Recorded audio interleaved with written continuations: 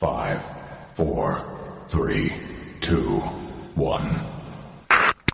Please do not change channel. From Krypton Radio, brought to you by Famous Faces and Funnies and Off the Chain with Yvonne Mason. It's the Hangin' with Web Show Radio Hour, the Internet's premier pop culture talk radio show. You're tuned in, you're logged on, and now, your host, award-winning author and journalist GW Pomichter. Who are you hanging with? Hey, that's me. That is you. It is me. Hey, guys. Hey there, World Wide Web. Welcome back to the Hangin' with Web Show's Radio Hour. I'm GW Pomichter. I'm Sagia. And I'm Deanna Marie. And we are joined on the line tonight with two amazing guys. We have Gary Buechler from Nerdrotic. How you doing, man? Yeah, great. Awesome. And we have our very own Hangin' with Web Show's movie reviewer from Lupo and Lee Reviews. Also, our good friend, the Orlando Wizard, Robert Lupo. Hello, hello, hello. Hello, hello, hello. All right, guys. It has been, for sci-fi, pop culture, fantasy fans, this has been an amazing week. We could have done any subject. I have a whole board over here of subjects that we could have done this week, but no one cares about any of them. Best weekend ever. And the worst and the best and the worst, and they just kept it just kind of went all over the place. First off, the two biggest properties, if you don't know this and you're listening to Krypton Radio, where have you been? The two biggest fantasy sci-fi properties in the globe, in global history right now, are Avengers End Game. There we go. That's right. Kicking past opening weekend, kicking past 1.2 billion global box office. That's just staggering, actually. Thursday night when this show goes out, we will be at $1.5 billion in a week. A week. That's, if I could make $1.5 billion a week, like any 1 week, I'd only work for 2 days. I wouldn't even bother with the rest of the week. A year. 2 days a year. Yeah, 2 days for the year. That's right. Wow. And then, of course, we were checking out online today, Game of Thrones Season 8, Episode 3. We haven't talked about Game of Thrones yet since Season 8 started. No. Dina's having way too much fun with the sound effects. She is. Now, we haven't talked about this since Season 8 started, but really, now's the time, because Episode 3 is really the climax, if you will, of the first 3 episodes of this season. It was one long story, if you will, picking up Season 8 with this huge, epic, the Battle for the Dawn, really, is what it was. And they're getting ready to cap 17 million viewers. That's it's 17. Amazing. 12 million live viewers. They missed their own Nielsen ratings record by 40,000. Well, they have the Nielsen ratings record right now for live viewings, and they were at 12 million plus live views as of the end of the show on Sunday night. Not just Game of Thrones, which I find interesting, who is trying to break their own record. Yeah, because you got to do that. Disney's doing the same thing. Oh, yeah. Endgame is trying to break the record of Star Wars Force Awakens. So Endgame is actually trying it's like everybody's competing with themselves. Endgame, and when combined with the rest of the Avengers, the Infinity Saga is what it's been termed. I saw that. When you try to get that together, what you find out is that Disney is trying to top the GDP of most small countries. They're at over $20 billion with their Infinity Saga. I mean, that all the money in the world just went to Mickey Mouse. So I don't know where any of us are going to eat next week because Mickey has all the money. You know, Disney should give like a day free at all the Disney parks around the world. I will vote for that. I vote for Lupo. That's right. I will vote for that. Yes. Okay, guys. So let's have a survey and we'll get this to happen. Yeah, we're gonna dive in. These are the biggest properties, but you know what? Today's topic is really anticipation, setting expectation, and then how that is delivered to the viewer and to the audience, okay? Because we scoured the internet and we went to two guys that know movies and know pop culture. And what we found out is that when you're sitting in the theater and you're full of adrenaline and you're pumped up, you cry, you laugh, you scream out loud. When I sat in my living room watching Game of Thrones, I jumped out of my chair at some points I was so excited about. And then 24 hours passed, and things settled. And as a storyteller, I started looking at these things, and I started going, wait a minute. And then you start thinking. They weren't big mistakes, so your audience didn't, lose themselves. They didn't lose their suspension of disbeliefs.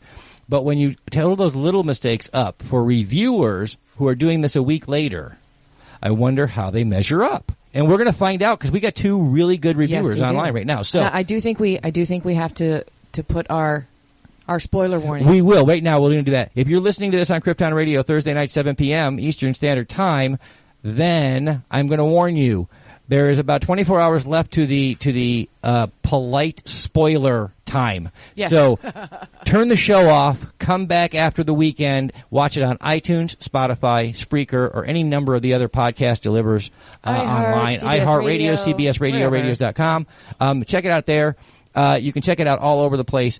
But please leave now if you don't want spoilers and you haven't seen End Game or you haven't caught up with Game of Thrones yet. Because, sorry guys, we're going to spoil the hell out of it because I want these guys to tell me what they really think. And the only way they can do that is when they dive in and they give us plot points and they say that one was good and that one sucked. Yes. I mean, that's how they're going to do it. So we have all seen them. Yes, we have all seen them. Yes. So, spoiler alert.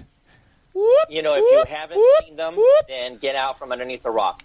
Yeah, please. If you haven't seen them, that means Mickey Mouse doesn't have your money yet, and he's very upset about that. He wants it now. Go give Mickey Mouse your money, and then you can join the conversation with the rest of us. Until then, we will see you later on. Peace, guys. Now, we done our bit. Yes, and you even made your little whoop whoop sound. Did everybody like that? I had to make my own sound effect. Yes, we were all very, very impressed with your forgot to load the spoiler with your whooping abilities. They really did impress us. Thank you. I practice in the dark when nobody can see. I know. We live here. Remember? Yeah. Okay. So, guys, let's start out.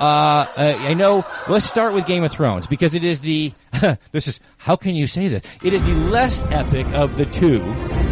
And so we can probably depends on who you talk to. Yeah, exactly I know. Right. But and you can't even say lengthwise because we had 3.5 hours for Game of Thrones and a little over 3 hours for End Game. So we'll start with Game of Thrones, though. I know. You both have caught up with Game of Thrones. I know that you both have some great insights to it. So we'll start with Gary. Gary, Game of Thrones, first 3 episodes. We're not going to limit it to just one episode because they really were one story. And when you really stop and think about it, the first 2 episodes were nothing but exposition, which is a lot of places where some of the holes in episode 3 were because there was some exposition that was left out of those 2 episodes that we didn't really get to rehear. So, what episodes 1 through 3? Where are you with Game of Thrones right now, Gary? What do you think? It's dead to me. It's dead to you. Oh my God! Absolutely dead to me. Wow! It's The Last Jedi. It was a major disappointment, and my video was called "The Long Night of Disappointment." Now, this disappointment has started a while ago for me. Okay. Because I am a huge books fan. All right, okay. So Yes. Okay. Yes. So when they started to depart, you were already on the hey guys, I'm only staying on this train for a little while. Yeah. I'm going to see this through because honestly, the show's going to give me an ending, and the books probably aren't. At the rate George is writing right now, He's like writing at home in crayon right now. I don't know. It's really slow. And I still enjoyed the battles. There's certain I'm a defender of seasons 5 and 6, even though they're really departed from the books. Yeah. Actually, Hard Home saves season 5 and the Battle of the Bastards. These are epic. Some of my favorite television of all time. Yeah. Miguel Sapochnik is an amazing director, so I fully expected. After the first 2 episodes, which, like you said, were just build up, people looking at each other, really quickly tying up some storylines very unsatisfyingly, in my opinion. But I expected to go, it's cool because I just saw the most epic battle, that was a step up or even as good as Battle of the Bastards or 3/4 good I would have accepted if I could have seen anything. Now, that is a very split debate. I've talked to a lot of people going, I saw everything fine. Well, I was watching it on a really expensive monitor that I edit on, and I had trouble seeing it, but I could see some stuff. That aside, how do I wrap this up quickly? It was very anticlimactic, extremely, and I don't have a problem with Arya having the kill at all. I fully expected Jon Snow not to get the kill. I fully expected the show to subvert expectations, but when you just subvert expectations to do it and you don't have a reason, you have to subvert expectations satisfyingly. And that is clearly not being done with a clear split in the fandom. Certainly there's people who love this episode and bless their heart for loving I'd be the first one to raise my hand and say, look, as a viewer, nothing but a viewer, just a guy watching TV one night, hats off. Epic television. It was a huge battle. Again, we watched it up on the projection screen, and there were a lot of things we didn't see. Very dark. It was very dark and full of terrors. And but we saw most of what we needed to see to make it a really epic thing happening. But like you, when I got to that last shot, first of all, that it was Arya. Again, I'm with Gary. That wasn't disappointing at all. In fact, I think I jumped up to my feet as soon as I saw her leaping from the background. And then as soon as I saw him grab her by the throat, I fell back in my seat and I felt my throat go into my heart. Because I thought, no, he's just going to snap her neck and oh my God, this is going to be awful. So, and then of course the use of the trick that she used with Brienne was really cool. But the fact that that's it.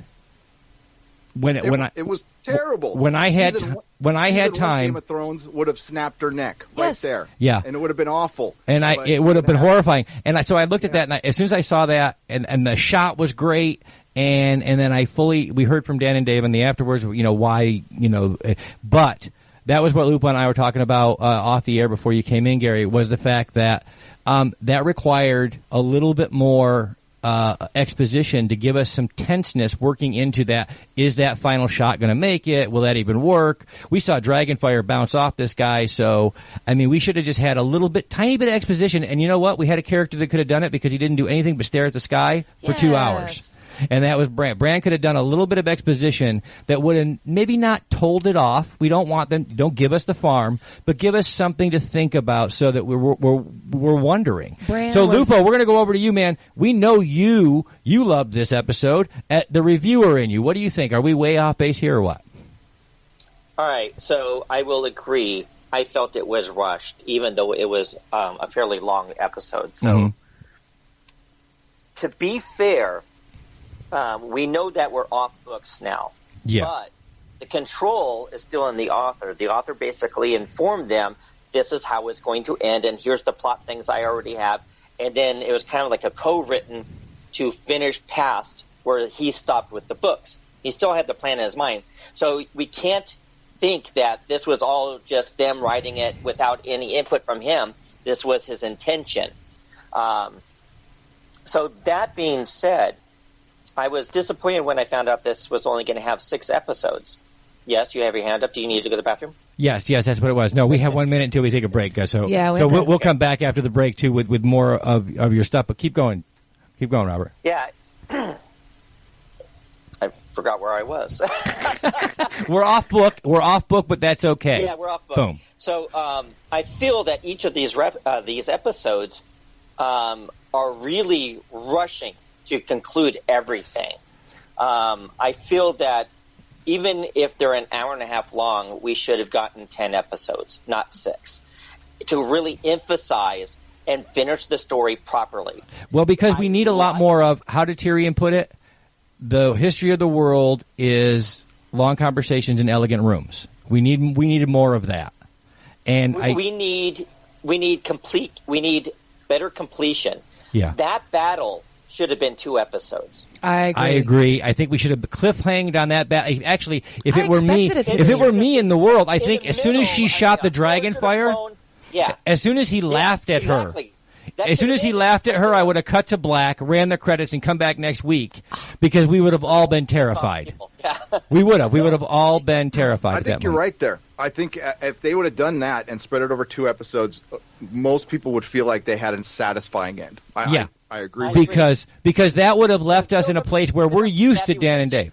Yeah, okay, guys, we have to take a quick break. She's making faces at me. Wow, she's angry tonight. You got the stank we're going to take a break. When we come back, we're going to dive back into Game of Thrones. I have a question for the guys. I had about this. So we're going to come back. We'll dive right back in. Until then, stay tuned in and stay logged on. Colliding Skies by author Debbie Zaken. For as long as Sky Riley can remember, she has been gazing up at the stars. With high school graduation upon her, her telescope in one hand and her college acceptance letter in the other, her life is meticulously mapped out like a star chart. That is, until the Celians arrive and she meets Ethan, an alien whose electrifying touch could stop the very heart she has given him. Ethan and Sky collide like asteroids, causing a gravitational shift in Sky's trajectory and hurling the star-crossed lovers into an interplanetary maelstrom. Get Colliding Skies by author Debbie Zaken today at Amazon.com or wherever online books are sold. Famous Faces and Funnies in Melbourne, Florida is leading the way in pop culture fun. From comic books and graphic novels to Funko Pops and collector's items, Famous Faces and Funnies has it all. Rick Shea and the professional team at Famous Faces and Funnies are friendly and knowledgeable. Whether you're looking for toys, props, collector treasures, or a new comic book, Famous Faces and Funnies is your one-stop shop. To find Famous Faces and Funnies on Facebook and Twitter, just type at FFF Comics.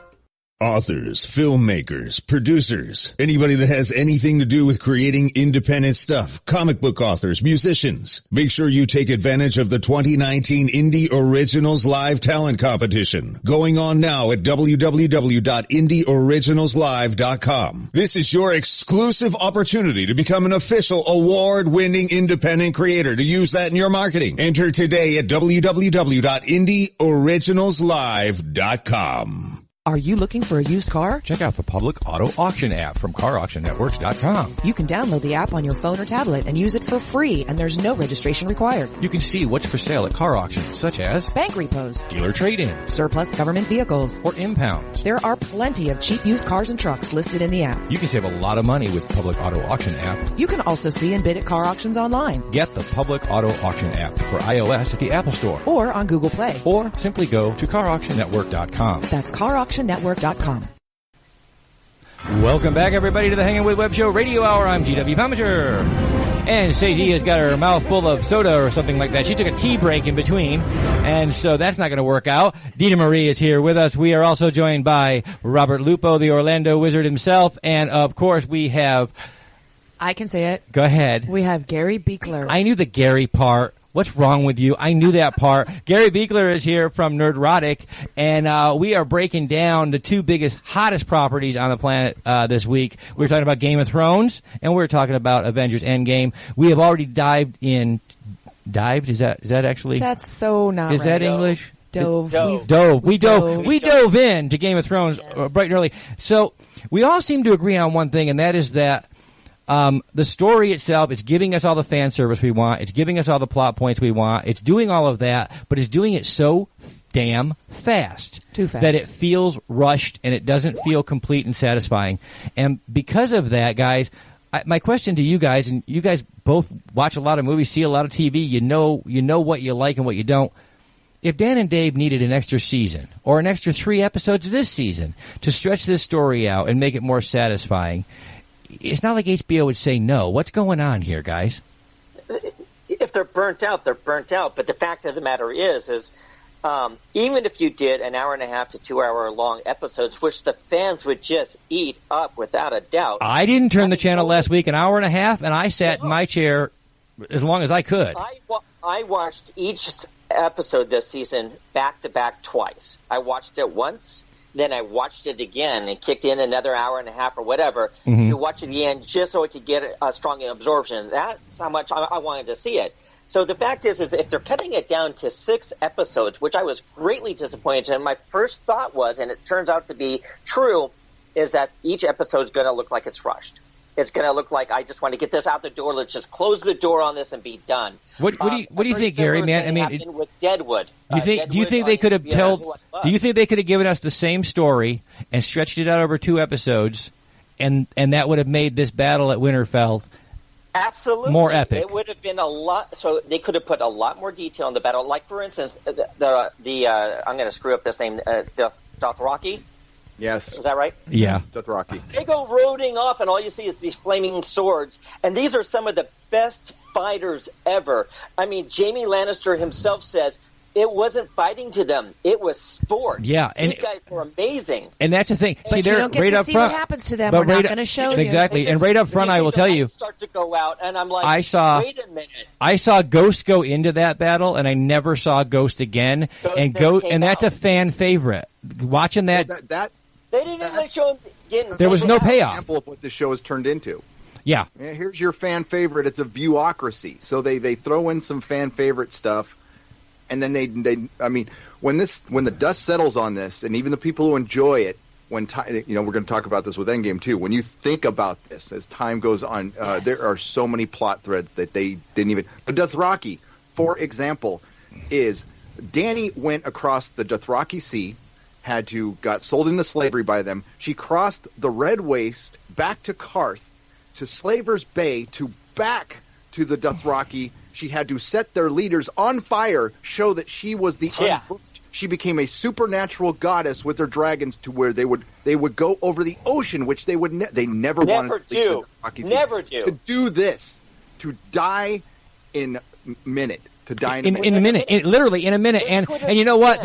It would have been powerful. That would have been a powerful thing if I had seen just one Dothraki death, but I didn't. I didn't see anything behind the black cloud. This wave of undead, and then the lights start to twinkle. The lights start to twinkle, and that's it. And that's my Dothraki. The race of Dothraki people is dead, and that was the only death scene I got, was the lights going out.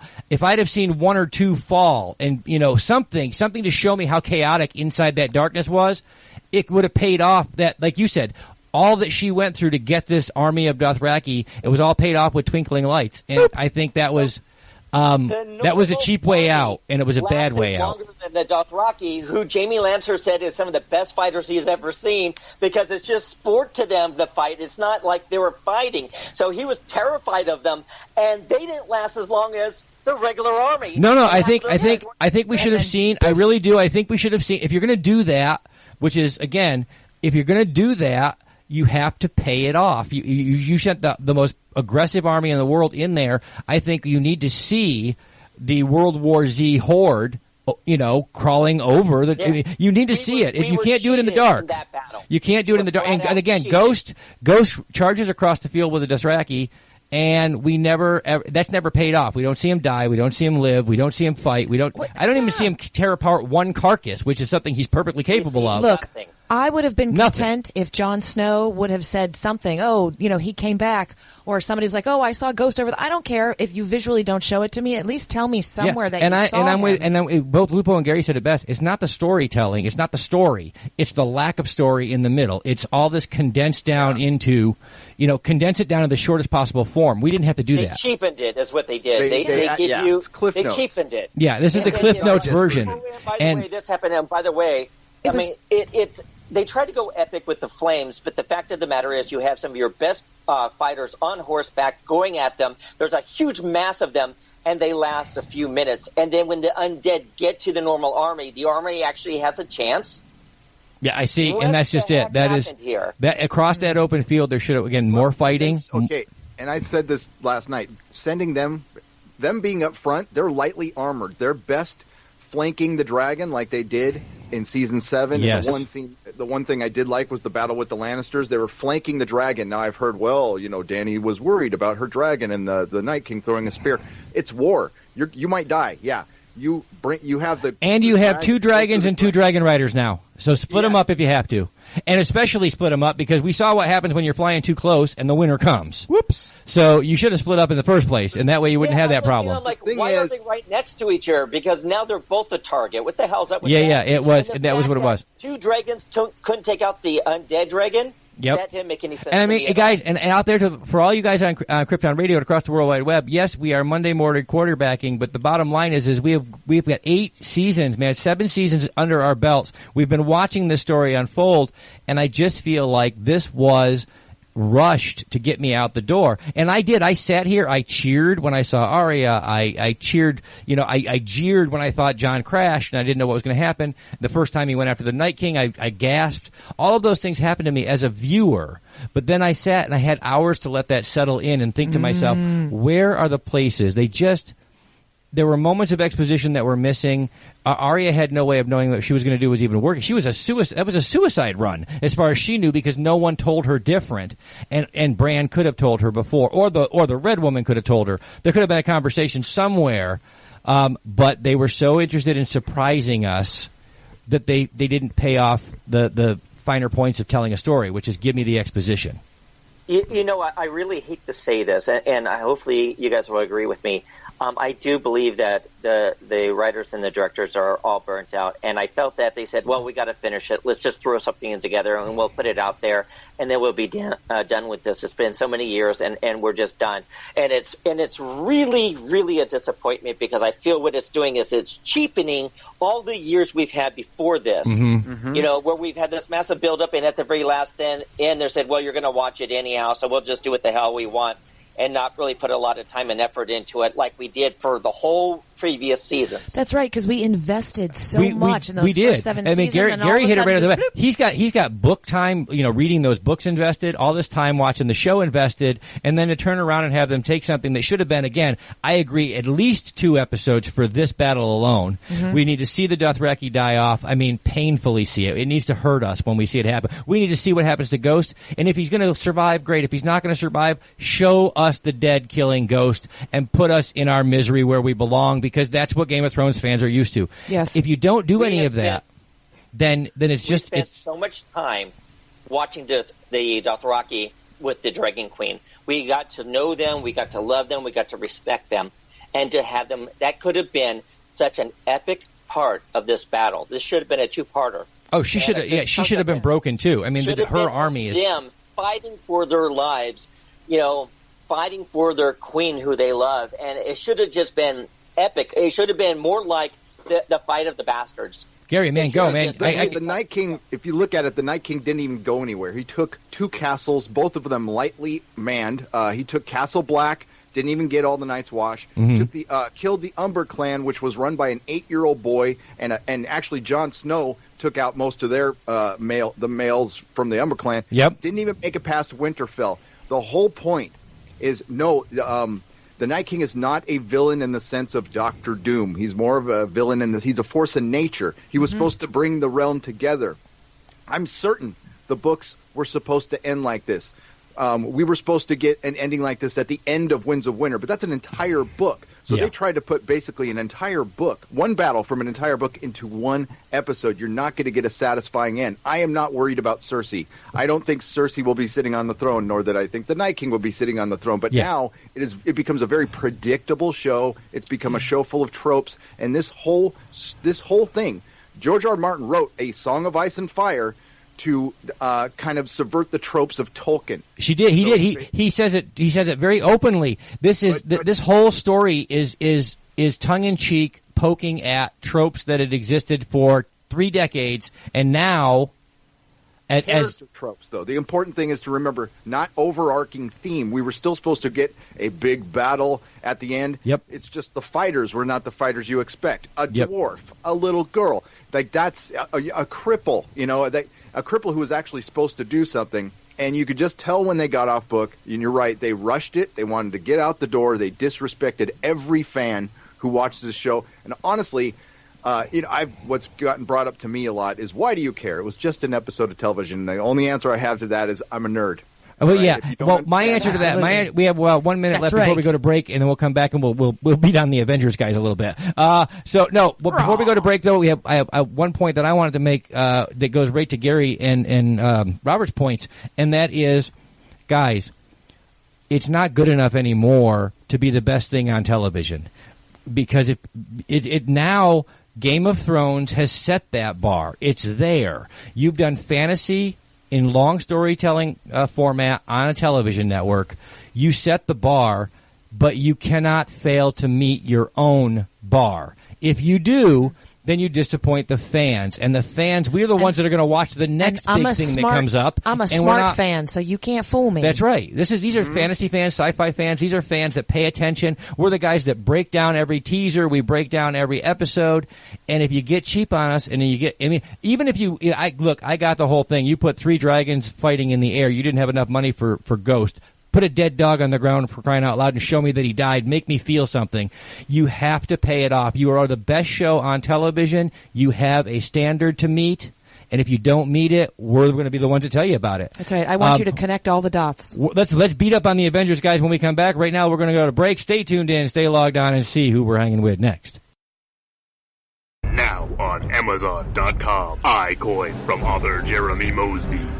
It's an alternate reality, and the leader of the planet iCoin is none other than Benjamin Franklin. When corrupt officials threaten not only iCoin but the Earth as well, an unlikely chosen one must face dark foes to save the Earth and iCoin alike. Author Jeremy Mosby takes readers on a superhero's adventure through this compelling and imaginative alternate universe. Get iCoin on Amazon.com today.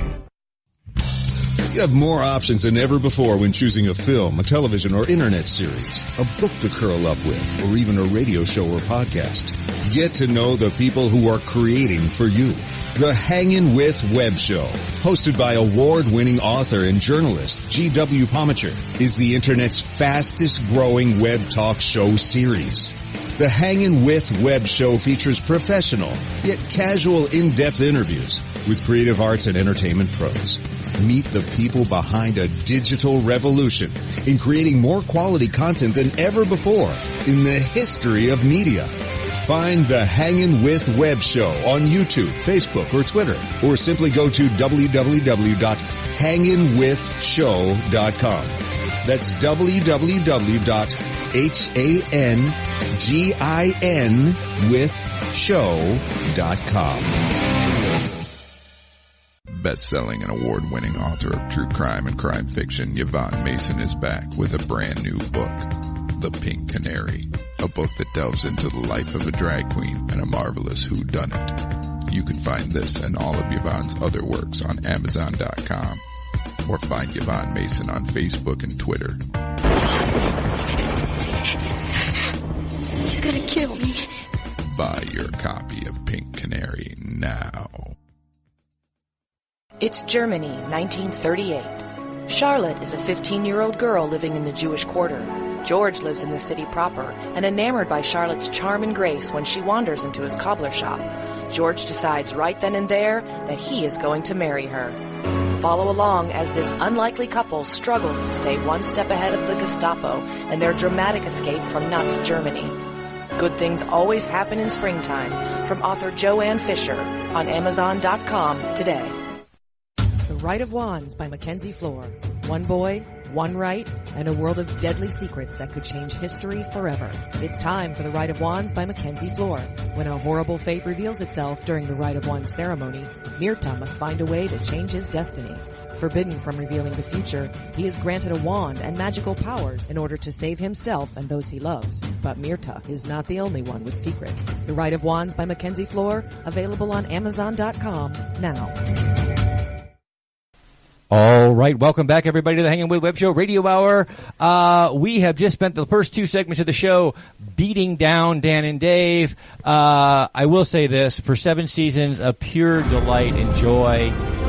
Guys, we love you, and thank you for that. HBO, thank you for putting a long-format fantasy show on television. Look, I just want to tell HBO that no matter what happens, no matter how good or bad I think this season is going, I'm still going to watch it.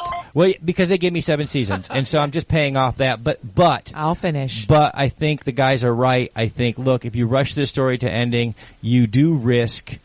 And the internet's showing. The internet's blown up the last couple of days. That's what Gary said. You risk taking that entire fan base that you created, that huge 17 million viewer swath, and alienating half of them because we're there for good storytelling that you taught us could be done on television. That's true. So you got to eat that. You take credit for teaching us that it could be done, and now take responsibility for doing it more. And if you don't, you're going to disappoint us. But I had a lot of fun. They're not the only beating up on them, but let's beat up. Dan on and Dave are not folks. the only guys that we have to beat up on this weekend, though, because the biggest thing happening in the box office or at the movie theaters this weekend was Avengers End Game. Yeah. Nice. She's got the theme music over there. She's rocking it over there. $1 worth of End Game. $1 billion as of tonight when we're airing this show on Thursday night, 7 p.m. on Krypton Radio, $1.5 billion in a week, guys. Wow. B. That's a B. $1.5 billion, making the Infinity Saga a $20 billion. This is a small country. That's true. This is a small country's economy. Okay, so the Russo. Pretty well, actually. What's that? If it's a small country, it's like Caribbean island. It's eating pretty well. Yeah, it's eating really, really well. No, not lobster and caviar again. Getting so tired. But you know what, guys? Again, I was in the theater. I laughed. I cried. I got wicked excited. But there was anticipation going into the theater. I was jazzed. In the theater, I was excited, and there was this sense of expectation. There was so much going to happen in this 3-hour movie, and then came the delivery, and my initial reaction, my in the theater reaction was, oh my God, what did I just see? Oh my God. I walked out, I sat down, I started thinking about things like tiny plot holes. Said, hey, wait a minute. Pieces of exposition that were explained. I will say a lot of the things that I noticed for plot holes were explained, but not in enough detail for it to stick. You know, it has to be sticky. It's got to stick when you walk out. It didn't stick with me, and so I had to go back and watch again to answer questions that I had, because they created more questions. I thought the beginning was a little slow. And it did. It started out. It eased us into that depressing era of the snap, and I thought maybe we spent just a little bit too much time being depressed. When Doctor Strange opened up all those portals, those were all the plot holes. Those were all everyone. That's right. All of them. Nina, where's your bump chain? That's right. So visually represented in the film. They are visually represented. I will say, and again, these holes are created by excellent pieces of storytelling. I think set up in the first Avengers when Cap and Iron Man meet, the whole conversation that they have, you're not the guy to lay down on the wire, set up Iron Man to be the guy to lay down on the wire. Great job. You paid that off. I think old Cap, from coming out of the comic books and doing that thing and going back in time, and they gave it a little tiny bit of exposition, not enough to understand it, but a little tiny bit. So I love that. Now, saying that, you paid me those two things that I wanted, but again, even 3 hours, you pushed past some of the points that would have closed those loopholes so that we'd understand why Steve could live out to be old and still end up in the same timeline, because technically his presence would have split the timeline. But since it didn't, and he ended up in the same timeline, explain to me how he was undercover, or him and Peggy never told anybody. His name was Bob Rogers. I don't care anything. But he couldn't have lived as Steve Rogers, because Steve Rogers went into the ice, and that's where he stayed until I want to know. Avengers. I want to know what Lupo and Gary had for their best moment in End Game, because we all have a best one. Okay, so and before then you guys, one that drives them the most crazy. So before you guys walked out of the theater, before you put on your rational thinking caps, before you had your reviewer caps on, what was the big highlight moment for you, each one? Gary, what about you? Go first.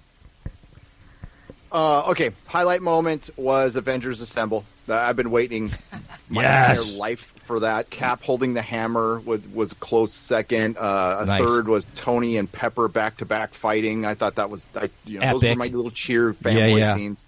Yeah. And absolutely. Lupo, what about you? Favorites, man, like the top three. What were the ones that just got you? Well, I'm kind of with you on those as well. I think the thing I enjoyed the most was the Fat Thor. When that had me rolling on the ground laughing to the point where I thought I was going to be sick. I will say, loved how. So the key with the Fat Thor that people I don't feel a lot of people got was, here was somebody who was in Great Depression and his whole his family, his whole people decimated, and he was in self-loathing. And the one moment that I thought was awesome is when he put out his hand when he went back in time, and the hammer flew right to him, and he realized he was still worthy. I loved that part so much, because that was his turnaround moment at that very second where, like, I am worthy. I'm not useless. I can do this.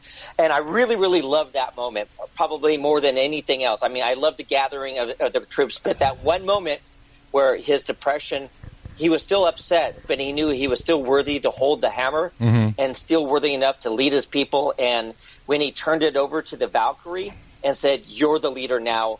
I have other things to do, and I have work to do." like sit-ups. Moment because, sit-ups and a lot of sit-ups. The 12-step program. But that one moment when he reached out and it took a while and that hammer flew into his hand, that was probably one of my favorite moments. Yeah, I myself, I'm a huge Cap fan. Love Cap. And I got a chuckle, like an audible chuckle in the Age of Ultron when Cap could wiggle the hammer just a little bit. Because as a comic fan, I knew, Cap can wield the hammer, and that wiggle that made Thor's eyebrow go up made me chuckle out loud. So for me, that was paid off. When you see that hammer go by and it lands in Cap's hand, all of a sudden I am like, my hand was in the air. Yes, I finally seen Cap wield the hammer. I was ecstatic about that. I really, truly was. And I love how Thor goes, I knew it. Yeah. I mean, it was just kind of a payoff moment. Now, let's go around, guys. Wait. No, Sage has one. I do. She did this whole thing setting us up so she could say something. That is not That's true. what she did. Go ahead. That is not true. Go ahead. It's the one thing that nobody has mentioned. Okay, go. And that's Professor Hulk. Professor Hulk was pretty cool. I love seeing Professor Hulk. I didn't like seeing that it just happened. It was just there. Well, I will say that. See, we can get into We're that. We're going to get into that, though. No, okay. don't do that. So. Okay, we don't do that. Okay, back around, guys. Okay, now that it's over, we have our reviewer hats on. Cap, man, that was cool. What's that? Cap fighting Cap. Cap fighting Cap. That was funny. Yeah. That is America's ass. That was a great. That gets. It's a new one-liner. Bucky's still alive. So back around, guys. Now you got your reviewer hats on. Biggest WTF were they thinking moment now that you've been thinking about it critically? Oh, I've got a big one. Okay, go ahead. Gary, you first. No, that was Lupo. Yeah, you go first, Gary. Oh, okay. Yeah, all the women fighting together at the end took me completely out. I thought that was... I know people love that scene. It made no sense other than to send a message. Great. It was dumb. And it made it a little less serious for me. You could have showed mostly women fighting, and we already, and for one, as I get further away, they repeat so many beats from Infinity War, and they did that in Infinity War, and it was cool, and I like most of the women, as a matter of fact, all but one of the women characters in the MCU very much. I thought Nebula was the MVP of the End Game. I thought Karen Gillan from Doctor Who was fantastic, and I want to see more of her, but I hated that scene. And too much for that moment. Fat Thor went way too long for me. Fat Thor. Do you think he should have? I wanted him to be thin. I was going to say, do you think maybe Fat Thor? I mean, I love the idea of seeing Fat Thor because the idea of flipping it because we've never seen Chris Hemsworth. It was great in the beginning. I totally get it. I think maybe we should have Smokey and the Bandit him. And if you remember Smokey and the Bandit 2, where Burt Reynolds starts doing the sit-ups and saying, I got to get back in shape for this next run, right? I think we should have done that to Thor, and maybe that would have made it go a little bit faster. But I loved seeing Fat Thor, and it flipped expectation upside down because no one's ever seen Chris Hemsworth with a belly like in his adult life. So that was nice. Okay, Lupo, we're going to come back after commercial with you, but we have to go to a break, and as soon as we come back, we're going to dive right back into worst moments in End Game, and we're going to start with Robert Lupo. So stay tuned in and stay logged on for more End Game coming up. From the imagination of author Kevin J. Kessler, the Rosinante dragons are no more. They have fallen into the obscurity of lore. Now warrior Valentine Beret and Seraphina, a magically gifted princess, are on a mission to save the world of Terra. Together they must face the Rosinante legacy and combat the greatest threat their world has ever known. In the end, who is stronger, the man or the dragon? Find out in Kevin J. Kessler's The Rosinante series on Amazon.com today. Not every phoenix is reborn from the ashes. When dark fairies turn their powers loose in Atlanta, a young water phoenix must overcome her own mistakes to save mankind from wishing itself to Armageddon. Begin Michael J. Allen's epic 5-book series with Ashes of Raging Water, available for a limited time exclusively as a part of the Cursed Lands 20-novel box set, coming May 7th on Amazon, Nook, or Apple Book. Pre-order now for $1 and get 12 free stories as the author's gift to you. Learn more at CursedLandsBoxSet.com. Now on Amazon.com. War Calls, Love Cries, a Civil War novel by Mark Berry. Isaac Wells is an innocent farm boy living in upstate New York. His dreams are shattered by a treacherous brother and the onset of a devastating civil war. War Calls and Love Cries is a fast-moving historical narrative. It is an emotional roller coaster ride and a riveting must-read book that you will think about and talk about for a long time to come. War Calls, Love Cries is the kind of book you will cherish for a lifetime. On Amazon.com today. Who's who, what's hot and what's not. 2019 saw some amazing new creative talents, and now you can peek behind the scenes at the hottest indie creative artists in this year's edition of 25 Hottest Indie Authors, Artist Advocates 2019 magazine, published by the renowned And I Thought Ladies. This is a one-of-a-kind look into the brightest rising stars in the creative universe. Get yours today at magcloud.com and at andwethought.com. This is Cosplay Michael with the Hangin with Web Show. I want to tell you about my friends at Embellish Effects in Orlando, Florida. They've got makeup, costumes, and props for all of your costume needs. And the team at Embellish Effects is helpful and friendly. Embellish Effects is one of my favorite places, and I know it will be yours too. I'll see you there. Or go to embellisheffects.com. And remember, cosplay is for everyone. All right, welcome back. That recording before he gets his crackly little puberty voice in a couple of years. Yes. I know. That last one was our own Hangin' with Web Show's Cosplay Michael and Embellish Effects. Guys, welcome back to the Hangin' with Web Show Radio Hour. We are diving into End Game. This is the last in the Infinity Saga movies, 22 movies total. It's beautiful. Just before we went to break, we got to hear some of Gary's worst points. One of which was kind of the girl power battle, which we thought was duplicative. It duplicated the girl power moment that we had in Infinity War, and I personally think the one in Infinity War was better because it was unexpected, it was surprising, and it was a team up. It really was a team up. They didn't all gaggle together and then go off and fight separately. It was a team up moment in Infinity War, whereas this time they gaggled together so we could see them all. And then they went and fought there in their own directions, which was kind of that defeats the moment. It really does take it out of the moment. Lupo, though, we're on to you.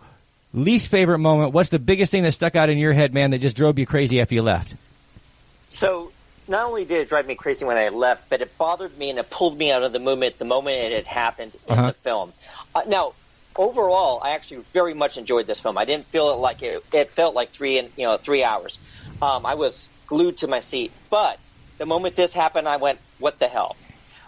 Earlier, we were shown the fact that Thanos had gone and had this group build him a gauntlet who makes weapons for gods. And it had to be specially made so it could hold all 6 of the stones. This was something that wasn't thrown together. This had to be designed and built, and it had to be epic.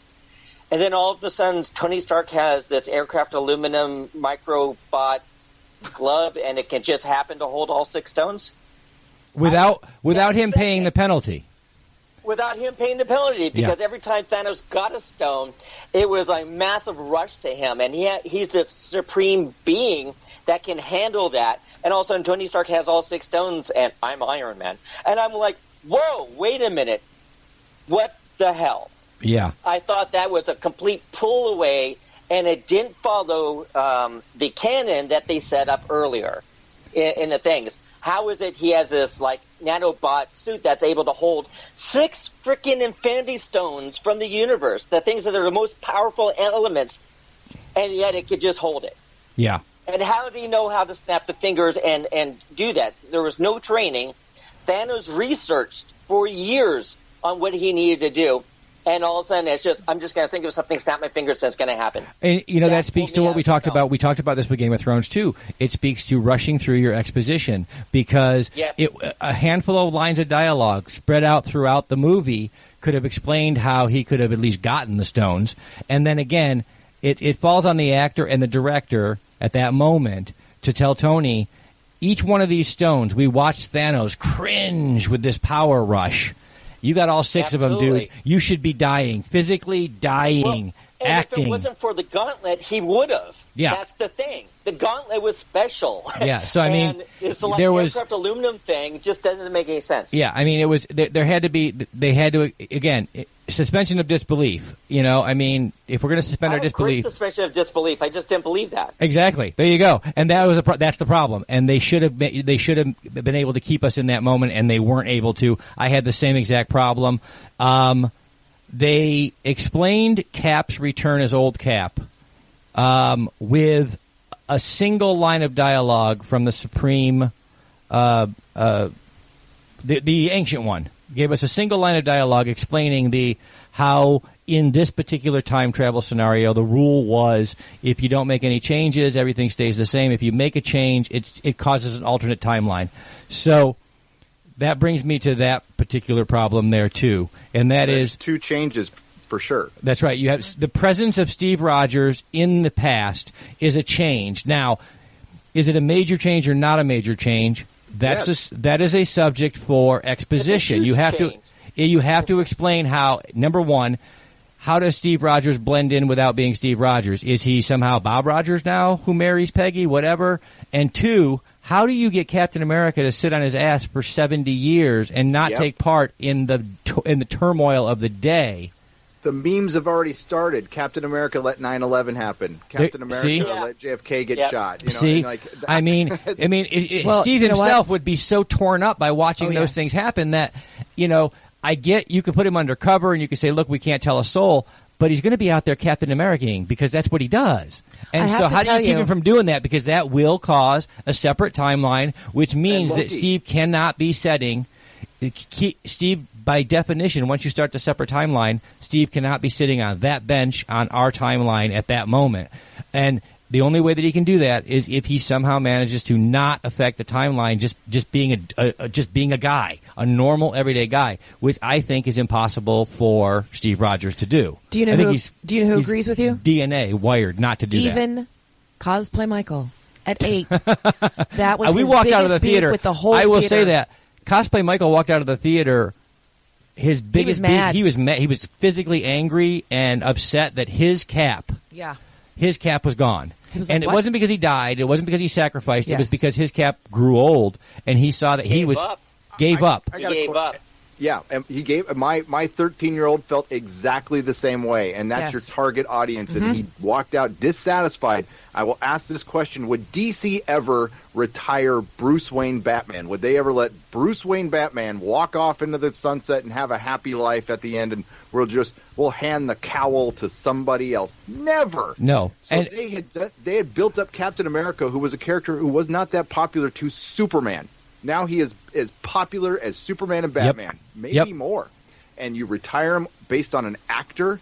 The character of Captain America is bigger than Chris Evans. It is, and here's the thing: if you want if you want to retire Cap, and Old Man Cap is a great storyline, guys. It's a what if story. It's a great timeline to set up a new timeline somewhere. Let him go back, and as soon as he gets married to Peggy Carter, it starts a whole new timeline in sort of a multiverse fashion. However, letting Cap live out to old age on our timeline is such a cheat because there is no way Cap sits out Korea, Vietnam, 9/11, all of these events. He lives to be 100. He's about 120 in this. By the time he sits on that bench, he's about 120 years old.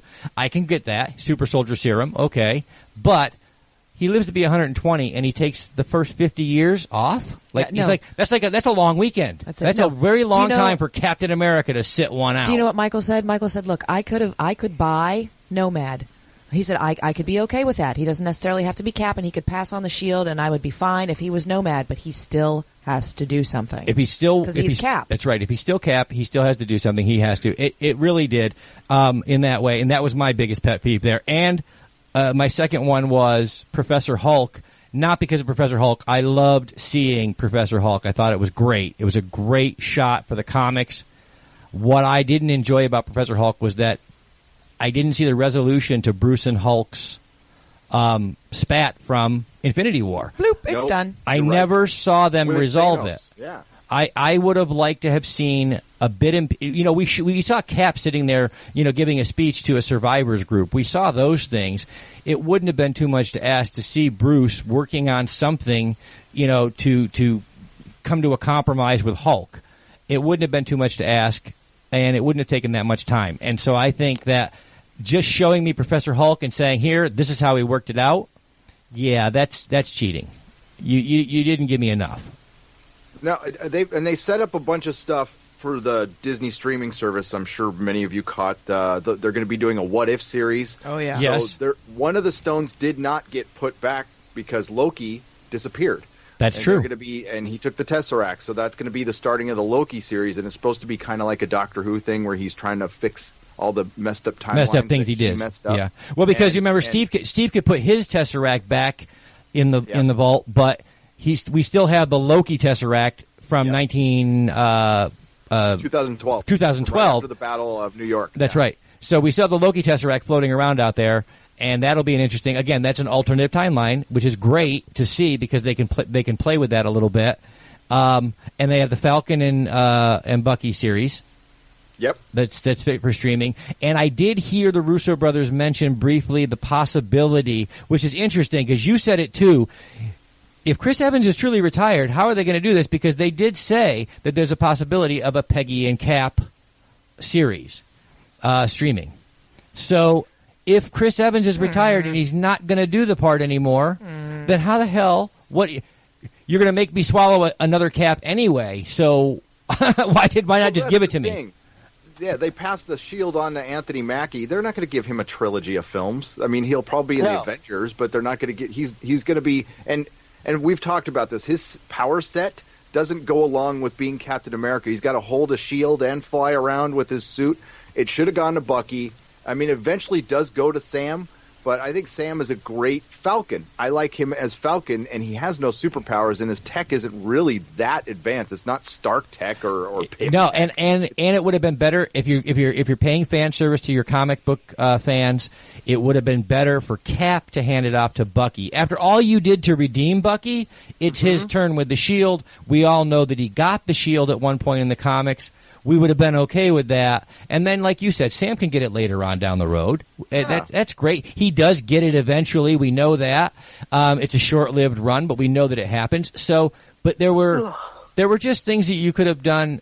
Again, Marvel, you guys rocked, man. 22 films just made us all so invested that we can sit here and have this conversation and say, guys, you set a bar so high that it's requisite upon you to meet that bar every single time. And you didn't do it this time. This is the one time you gave us a 3-hour movie, you made us scream and cry and everything else, but you left us with some dissatisfaction in our taste buds. And that might affect us how we go to the movies the next time. Overall, I really enjoyed the film. Yes. Some issues with it? Absolutely. Was it, on the edge of your seat type of film? Pretty much. I mean, I literally sat through 3 hours, and it didn't feel like 3 hours. No, it didn't. To me, that's a win. And I will say, I did have a best moment, guys, and it was only because it was a callback moment. It was just a super-duper callback moment from what I thought was the most investing and superb moment in Infinity War, which was watching Peter die. That kid, Tom Holland, delivered such a performance when he was dusted that I wept, and I didn't feel that invested in that battle. I mean, we were paying more attention to Wakanda, but I wept for Peter because of his performance. And then to watch him deliver a second performance watching Tony die, I was almost mad that Pepper moved him out of the way. Amazing. I was almost mad that Pepper moved him because I was like, dude, this kid is bringing it. He is the one emotional character on this battlefield right now. And Robert Downey Jr.'s entire arc, we were talking about this on a live stream just in cinema, might be the most fully realized character in the history of cinema from beginning to end. Absolutely. And it was performed, he's been in some so-so movies, but Robert Downey Jr.'s performances have always been A+. Yes. In the stratosphere. And his death at the end, oh my God. I mean, it's sad, but it's one of my favorite moments because he's not giving this big speech going, go on without me. No, he's just gone. And it was beautiful. And you could see it. And it was painful, and it was beautiful, and it was I Love You 3000, and I mean, that was it. Boom. Done. Everybody, there wasn't a dry eye. Cut the check. As Anthony Mackie says, cut the check. It was done. It was beautiful. So, guys, we're down to our last 30 seconds or so I'm going to wrap things up here. Thank you so much, guys, for coming on tonight and rushing. Again, and we talked about rushing through things. We rushed through reviews of End Game and Game of Thrones. We're just as guilty. But we had a great time. These are both amazing franchises that we wish all the best to. And we'll keep watching. And we'll keep watching, and you guys better keep lifting the bar up. Jack that bar up. Don't disappoint us again, because we don't want that. So, guys, everybody out there on Krypton Radio, iTunes, Spreaker, Spotify, all those places where you hear this show, share the show, please. And we're going to put links in our description for our guests and all of our advertisers and the places that you can go and find them. So be sure to click on those links. In the meantime, stay tuned in, stay logged on, and see who we're hanging with next. High in the halls of the kings who are gone, Jenny would dance with her ghosts, the ones she had lost and the ones she had found, and the ones who had loved her the most. The ones who'd been gone for so very long, she couldn't remember their names. They spun her around on the damp old stones, spun away all her sorrow and pain. And she never wanted to leave, never wanted to leave, never wanted to leave, never wanted to leave, never wanted to leave, never wanted to